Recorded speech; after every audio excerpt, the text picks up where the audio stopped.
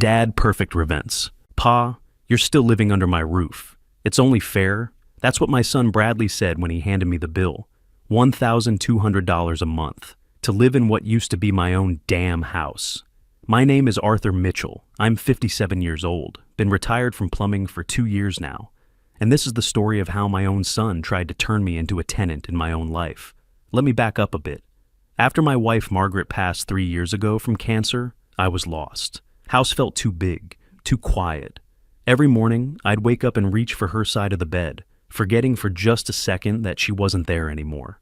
The coffee maker would click on at 6 a.m. like always, but I'd end up pouring 2 cups out of habit, staring at that extra mug until the coffee got cold. Margaret and I, we had 35 good years together. Met her at a church dance when I was 22, fresh out of trade school. She was wearing this blue dress, had her hair pinned up, real nice. I stepped on her feet twice during the first dance, but she laughed, instead of running away. "You're lucky I like clumsy men," she said. I knew right then I was going to marry that woman. We bought our first house when Bradley was 2, and Helen was 5. Nothing fancy, small 3-bedroom ranch on Pine Street. Mortgage was $340 a month. Seemed like a fortune back then. I worked 50-hour weeks, came home with my hands cracked and stained, but Margaret would have dinner waiting, and the kids would climb all over me before I could even wash up. Those were good times. Real good times. Bradley used to follow me around the garage, handing me tools I didn't need, asking 1,000 questions about how pipes worked, why water went uphill, what made toilets flush. Kid was curious about everything. "Daddy, when I grow up, I want to fix things like you," he said once, maybe 6 years old, standing on a milk crate so he could reach my workbench. That's good, son. World always needs people who can fix what's broken. Funny how that memory hits different now. When Margaret got sick, really sick, Bradley was 29, just married Carol, working as an auto mechanic downtown. Helen was 32, had her principal job, living in her own apartment across town. Good kids, both of them, successful, independent. Everything Margaret and I worked for. The cancer took 18 months to kill her. 18 months of hospitals, treatments, hope, disappointment, more treatments, less hope. Bradley and Helen took turns driving us to appointments, sitting in those awful waiting rooms that smell like disinfectant and despair. They were there for us. For her. Margaret died on a Tuesday morning in April. Tulips were blooming in our front yard, flowers she'd planted 10 years earlier. "Promise me something, Arthur," she whispered that last day, voice barely above a breath. "Don't let yourself disappear when I'm gone. You're still needed here." I promised her. Didn't know then how hard that promise would be to keep. The funeral was beautiful. Helen organized everything, made sure Margaret got the service she deserved. White lilies, her favorite hymns, all the stories about how she touched people's lives. The church was packed. Margaret would have been embarrassed by all the attention, but proud too. After everyone left, after the casseroles stopped coming, after the sympathy cards stopped filling the mailbox, I was alone in that house for the first time in 35 years. The silence was deafening. Every creak of the floorboards, every hum of the refrigerator, every tick of the kitchen clock sounded amplified, like the house was trying to fill the empty space where Margaret's voice used to be. I tried to keep busy, fixed every leaky faucet in the neighborhood, helped Mrs. Patterson with her garbage disposal, replaced the Johnson's water heater. But at the end of the day, I'd come home to that quiet house and eat dinner, watching the evening news, talking to Margaret's empty chair. "Had a good day today, honey," I'd say to the kitchen. Fixed 3 sinks and a shower head. "Remember that time I flooded our bathroom trying to replace the faucet? You laughed so hard you couldn't breathe." The chair never answered back. 6 months after the funeral, Bradley came by for Sunday dinner. I'd been making pot roast every week, Margaret's recipe, even though it was enough food for 4 people. Most of it ended up in the freezer. "Pa, you doing okay here by yourself?" he asked, pushing green beans around his plate. "Managing fine. House is pretty big for one person. It's home." He exchanged a look with Carol, one of those married couple looks that say a whole conversation without words. I recognized it because Margaret and I used to do the same thing.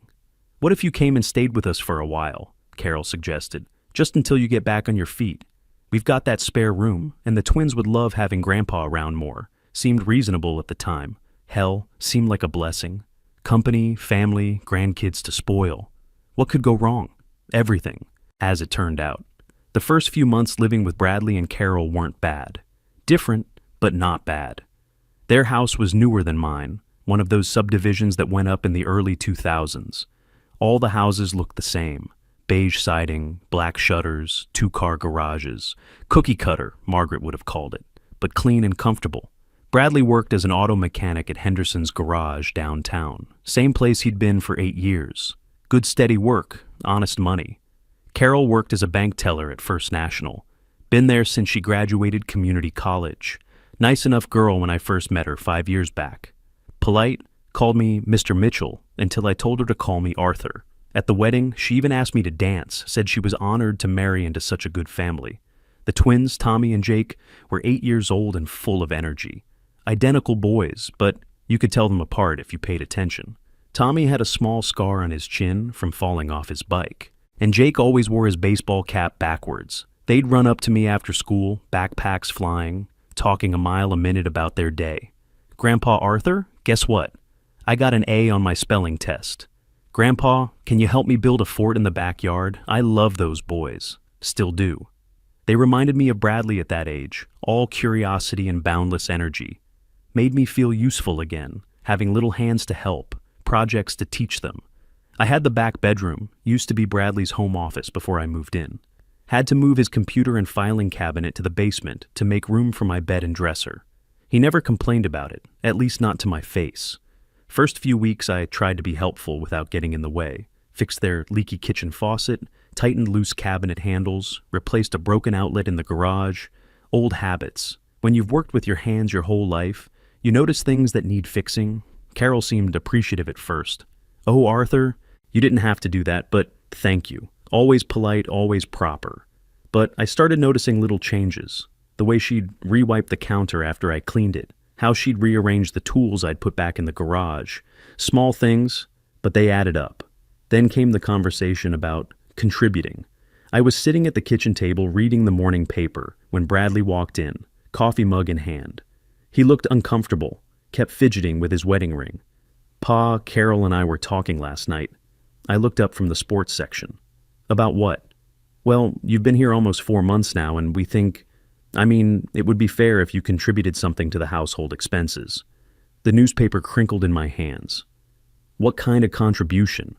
Nothing crazy. Just help with utilities, groceries, that kind of thing. You're using electricity, water, eating food. It's only fair. There was that word again. Fair. Like fairness had anything to do with family. How much? Were you thinking? Bradley cleared his throat. Maybe $800 a month? That would cover your share of everything. $800. I made $1,847 a month on Social Security and my pension. After $800, I'd have barely enough left for my medications, car insurance, and personal expenses. But what choice did I have? Go back to that empty house, eat dinner alone every night, talk to Margaret's ghost? Okay, I said. That seems reasonable. The relief on his face was obvious. Great. Thanks, Pa. I knew you'd understand. But $800 became $1,000 after 2 months. Utilities went up, Bradley explained. Then $1,200 after another month. Property taxes increased, and we're trying to pay down the mortgage faster. Each increase came with explanations that sounded reasonable on the surface. But I noticed Helen visited every other weekend, stayed 2 to 3 days at a time, never paid a cent. She had her own apartment in town, made good money as a school principal. But somehow she got to be the guest while I became the tenant. I tried talking to Bradley about it once. Son, Helen stays here pretty regular. Maybe she could chip in something too. Helen's different, Pa. She's got her own place. She's just visiting. I'm your father. I know that. But you live here now. There's a difference. Was there? When did I stop being family and start being a boarder? The rules started small.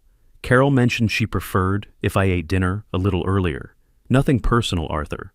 We just like to have family time during the twins' homework hour. Family time. That phrase hit like a punch to the gut. Then came the label food in the refrigerator. Carol's yogurt, Bradley's beer, the twins' juice boxes, even sandwich meat with little sticky notes. Just helps keep track of what belongs to who, she explained, but the message was clear. Stay in your lane, old man. I started spending more time in my room. Seemed easier than navigating the unspoken rules that kept changing. The room was small but comfortable enough. Same Star Wars posters Bradley had as a kid. Faded now, but still hanging on. Ironic that I'd ended up in my son's childhood bedroom, like some kind of reverse growing up. The worst part was watching how they acted around the twins when I was there. If Tommy ran up to hug me, Carol would find something for him to do in another room. If Jake wanted to hear a story, suddenly it was bath time or homework time or quiet time. "Don't bother Grandpa Arthur, he's tired," became Carol's favorite phrase. Even when I wasn't tired. Even when I wanted the company.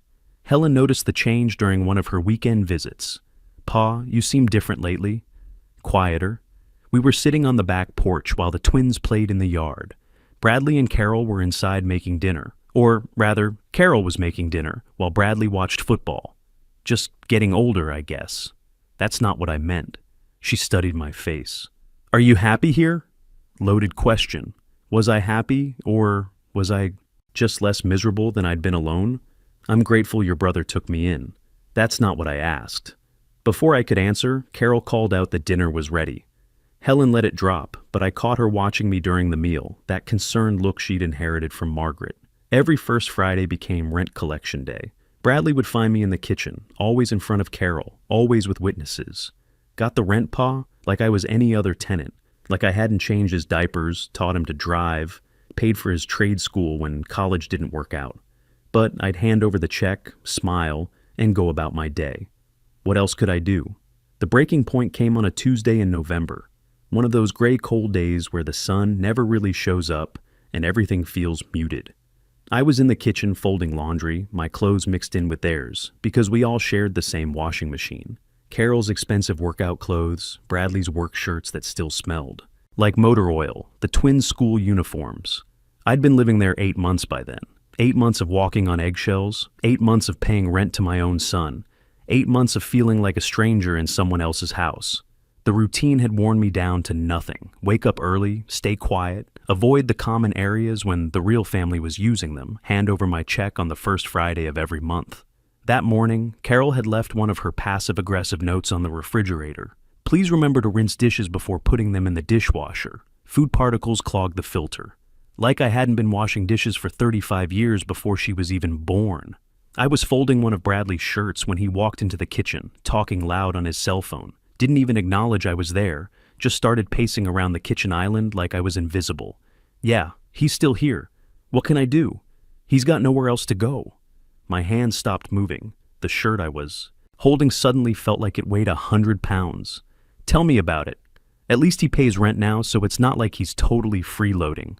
Freeloading, like the $1,200 a month wasn't enough. Like the 30 years I spent working my ass off to give him opportunities meant nothing.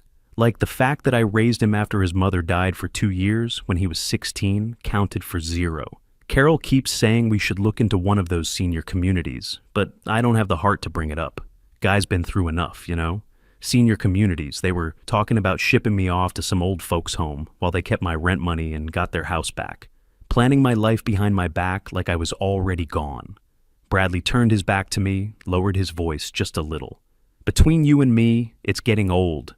Can't have friends over without explaining why there's an old man hanging around." Carol's getting frustrated too. She says it feels like we're running a boarding house. That's when something inside me snapped. Not loud, not violent. Just a quiet, final break. Like a guitar string that's been tuned too tight for too long. I set the shirt down carefully, walked to my room, and closed the door. My hands were shaking, but not from anger, from clarity. For the first time in months, I could see the situation exactly as it was. I wasn't family to them anymore. I was a problem they were managing, a source of income they tolerated, an inconvenience they discussed when they thought I couldn't hear. That night, I lay in bed staring at the ceiling, listening to the sounds of their house settling around me. Furnace kicking on, pipes expanding, the hum of the refrigerator downstairs. Normal house sounds that should have been comforting, but felt alien. I thought about Margaret, about the promise I'd made her. Don't let yourself disappear when I'm gone. Well, I'd disappeared anyway. Slowly, quietly, one small compromise at a time. I'd let them turn me. into a ghost in their house. But I had money, more than they knew. Social security, pension, life insurance from Margaret, and savings I'd been accumulating for 40 years. I'd been scared to spend it, scared of being a burden, scared of what would happen when it ran out. But what was the point of saving money if you were already dead inside? The next morning, I got up before anyone else, made coffee, sat at their kitchen table one last time, watched the sun come up through their window. The house was quiet, peaceful almost. This was the only time of day it felt like mine anymore. I called Dorothy Hayes at 8 a.m. sharp, same real estate agent Margaret and I had used 20 years ago when we bought our house on Pine Street. Still in business, still remembered me. Arthur Mitchell, good to hear from you. How are you holding up? I need to buy a house, Dorothy. Something small, quiet. Can you help me with that? Of course. What's your timeline? Fast as possible. 2 days later, I was standing in a small villa about 20 minutes from the coast. Nothing fancy, but it had good bones. 2 bedrooms, updated kitchen, little garden out back. Front porch with a swing that overlooked a quiet street where kids still rode bicycles and neighbors waved to each other. Previous owner was a widower, Dorothy mentioned. Kept the place immaculate. Said he spent every morning on that porch swing, reading the paper and watching the world wake up. Sounded like heaven to me. How much? I asked. $127,000. It's been on the market 3 weeks, so there might be room to negotiate. I'll take it. Full asking price. Cash. Dorothy's eyebrows went up. Cash? Are you sure? Never been more sure of anything in my life. We closed the deal in 6 days. Fastest real estate transaction Dorothy said she'd ever handled. I didn't tell anyone. Not Bradley, not Helen, not even Mrs. Rodriguez next door, who always asked how I was doing. The packing happened slowly, quietly, a few boxes at a time. Nothing obvious. My clothes, some books, tools I couldn't live without, photos of Margaret and the kids when they were young. The important stuff fit in my pickup truck just fine. Friday morning, rent day, I got up early, made my coffee, sat at that kitchen table one last time, watched the sunrise paint the walls gold and orange. Beautiful morning for a new beginning. Bradley came down around 7 a.m., hair messy, looking for the coffee pot. Same routine as always. Grab his favorite mug from the cabinet, pour coffee, check his phone for messages, maybe grunt a good morning if he was feeling social. This time was different. This time, I was ready. Morning, Pa. He stirred sugar into his coffee, not really looking at me. Got the check ready? I pulled an envelope from my shirt pocket. Not the usual rent check. Something different. Something final. This is the last one, son. He stopped stirring, looked up, suddenly more awake. What do you mean? I'm moving out today. The spoon clinked against the ceramic mug as he set it down. Moving out? Where? Got a place. Villa out near the coast. Nice and quiet. Carol appeared at the top of the stairs in her robe, hair in curlers, probably heard voices and came to investigate. What's going on? Arthur says he's moving out, Bradley said, like he was reporting the weather. She came down the stairs fast, that concerned look on her face. The same look she got when the twins brought home bad report cards or when the washing machine made funny noises. Moving out? But where? When? Today. Already bought the house. Closing was yesterday. They looked at each other, then back at me. Bradley opened his mouth, closed it again. For the first time in months, they both seemed speechless. Pa, you can't just... we should talk about this. You didn't say anything. Nothing to talk about. I'm 57 years old, not 87. I can take care of myself just fine. But the kids will miss you, Carol said, and for a second, her voice cracked. First, genuine emotion I'd heard from her in months. That one hurt. Because it was probably true, and because it was the first time she'd acknowledged I meant something to anybody in that house. They know where to find me. You do too. I stood up, rinsed my coffee cup in the sink one last time. My truck was already loaded. Had been since 5 a.m. Everything I needed fit in the back of my pickup. Funny how little space a life takes up when you cut out all the noise. Arthur, wait. Carol grabbed my arm as I headed for the door. Can we talk about this? If something's wrong, we can fix it. I looked at her hand on my arm, then at her face. Saw genuine concern there, maybe even panic. But it was too late for that. Too late for fixing. Nothing's wrong that talking can solve. I just realized I don't want to pay rent to exist anymore. The drive to the villa felt like waking up from a long, bad dream. Radio playing old country songs, windows down despite the November chill, just the sound of tires on asphalt and freedom in my lungs. Felt lighter somehow, like I'd been holding my breath for months and finally let it out. Villa was exactly how I remembered it. Key turned smooth in the lock. Inside smelled clean, like lemon oil and possibilities. No rules about where I could sit, what I could eat, how loud I could exist. First thing I did was make lunch in my own kitchen, real lunch, not grabbed between chores or eaten in my room. Sat at my own table, looked out at my own backyard, ate a sandwich made from ingredients that didn't have anybody's name on them. The calls started that afternoon. First Bradley, then Carol, then Helen. I let them go to voicemail. Wasn't being mean, just wasn't ready to explain myself to people who'd spent months treating me like a problem to be managed. Bradley's first message was confused. Pa? What the hell? Call me back. Carol's was apologetic. Arthur, I'm sorry if we made you feel unwelcome. That wasn't our intention. Helen's was angry. Dad, what are you doing? Bradley's worried sick. By day 3, they were getting desperate. 35 missed calls in 2 days. Bradley showed up at my front door, stood on my porch looking lost. I watched him through the window. Could have opened the door, could have listened to whatever explanation he'd prepared. But I wasn't ready for that conversation yet. Maybe wouldn't ever be ready. The voicemails got more interesting as the days passed. Carol crying about how the twins kept asking where Grandpa went. Helen lecturing me about family responsibility. Bradley confused and hurt, saying he didn't understand what he'd done wrong. That's when I knew I'd made the right choice. None of them asked if I was okay, if I was happy, if I needed anything. Just talked about how my leaving affected them. Same pattern as always. Mrs. Rodriguez next door brought over homemade cookies on my first weekend. Wanted to welcome you to the neighborhood, she said. 80-something years old, lived. Alone, seemed genuinely glad to have company. When's the last time someone was glad to see me? A month later, Bradley finally showed up when I was sitting on the front porch.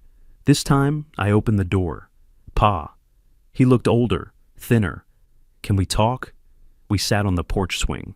Bradley stared at his hands while I waited. I didn't think you'd actually leave, he said. I know, I miss you. The kids miss you. I believe that. Then why won't you come back? I looked out at the quiet street. Kids riding bicycles, neighbors waving. This was what peace felt like.